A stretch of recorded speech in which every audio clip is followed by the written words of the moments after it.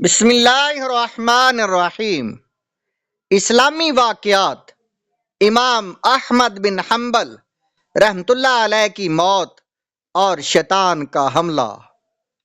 موت کے وقت شیطان کا حملہ کیسا ہوتا ہے؟ روایات میں ہے کہ انسان کی موت کے وقت ایک شیطان اس کے دائیں جانب بیٹھ جاتا ہے اور کہتا رہتا ہے کہ نصرانی ہو کر مر، کیونکہ یہ سب سے بہتر دین ہے۔ رسول اللہ صلی اللہ علیہ وآلہ وسلم نے اپنی امت کو جو دعائیں سکھائی ہیں ان میں سے ایک یہ بھی ہے، وَأَعُوذُ بِكَ أَن يَتَخَبَّطْنِي الشَّيْطَانُ عِندَ الْمَوْتِ، اور موت کے وقت شیطان کے غلبہ پا جانے سے میں تیری پناہ میں آتا ہوں اے اللہ۔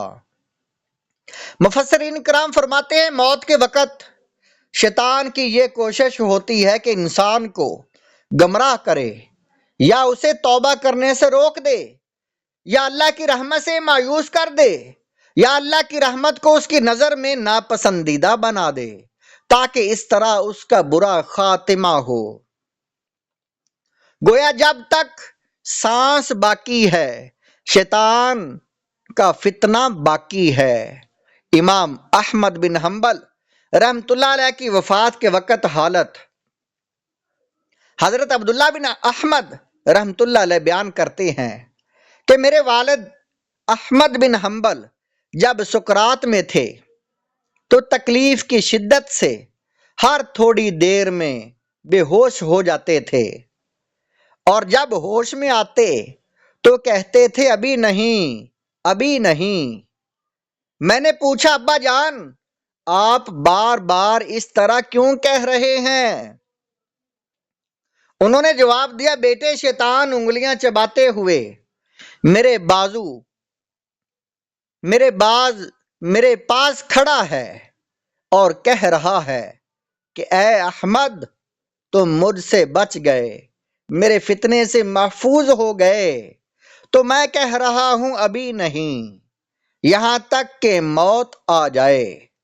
تذکرۃ للامام قرطبی، یہ واقعہ اس میں موجود ہے صفحہ نمبر 186 پر۔ مومن کی روح کیسے نکلتی ہے؟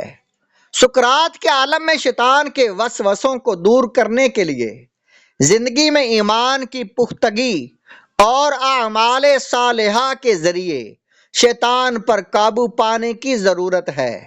موت کی تکلیف یا شیطان کے وسوسوں کی وجہ سے جو ایمان کا دامن چھوڑ دیں گے وہ ناکام ہو جائیں گے۔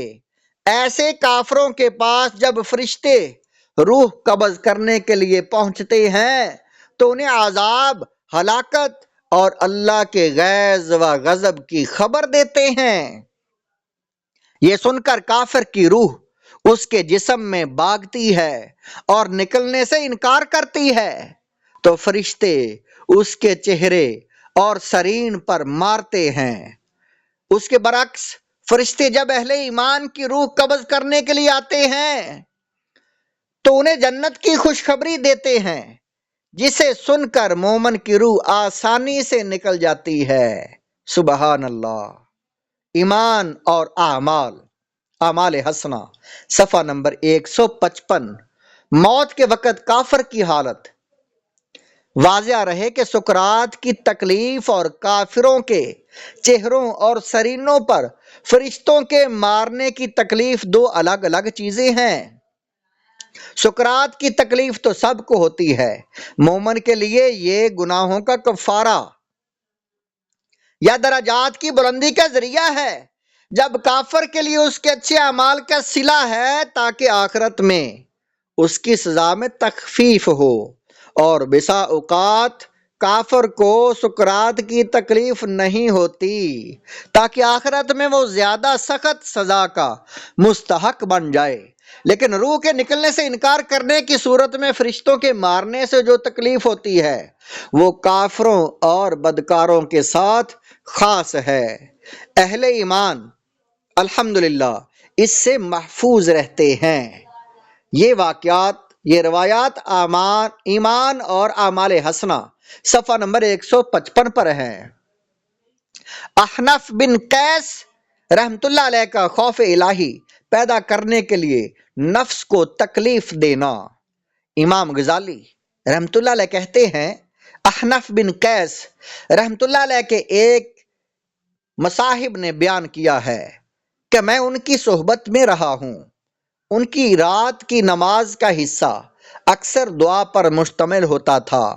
وہ چراغ کے پاس آتے، اس پر اپنی انگلی رکھتے، جب آگ کی شدت کا احساس ہوتا تو اپنے نفس سے کہتے، اے حنیف، فلاں دن تم کو کس چیز نے فلاں کام کے لیے روکا تھا، ابارا تھا۔ یہ واقعات امام غزالی کی کتاب احیاء العلوم جلد نمبر 4 صفحہ نمبر 405 پر ہے۔ سحر ساحرین، جنات اور شیاطین سے نجات کا مجرب نسخہ۔ سلسلہ کے تمام حضرات اس مضمون کو بار بار پڑھ کر حرز جان بنا لیں اور پورا استفادہ کریں۔ حکیم الامت حضرت حکیم الامت مجدد الملت حضرت مولانا اشرف علی تھانوی کے نہایت قیمتی ملفوظات۔ جنات کیسے بھاگتے ہیں؟ فرمایا سالک طریقت کی پیشانی کے نور سے مومن جنات گرویدہ و دیگر جنات و شیاطین بھاگ جاتے ہیں۔ یہ نور ازلی ہوتا ہے، ہر پریشانی میں موجود ہوتا ہے، ہر پیشانی میں موجود ہوتا لیکن مستور ہوتا ہے۔ نفس کی کدورت کی جلی اس نور کو محجوب کیے ہوئے ہوتی ہے۔ نفس جب کدورت سے پاک ہوتا ہے تو یہ نور منور ہو جاتا ہے، جب جگمگا اٹھتا ہے، ورنہ کسی اور طرح یہ حجاب نہیں اٹھ سکتا۔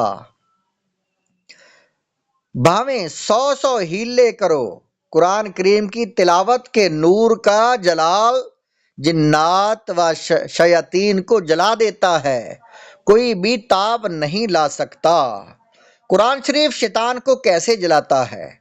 اس کے بارے میں فرمایا سالک جب قرآن شریف کی تلاوت میں محو ہوتا ہے، قرآن مجید کے نور کے جلال سے ہمذات شیاطین لاغر، نحیف اور بے بس ہو کر توبہ کرنے لگتے ہیں۔ قرآن کریم کی تلاوت کے نور کا جلال شیطان کو جلا دیتا ہے۔ تلاوت قرآن، نماز، ذکر، ان تینوں میں ہر مرض سے کلی شفا ہے۔ ان تینوں کی کثرت مساوی ہو، یہی سلف صالحین کا نسخہ کیمیا ہے۔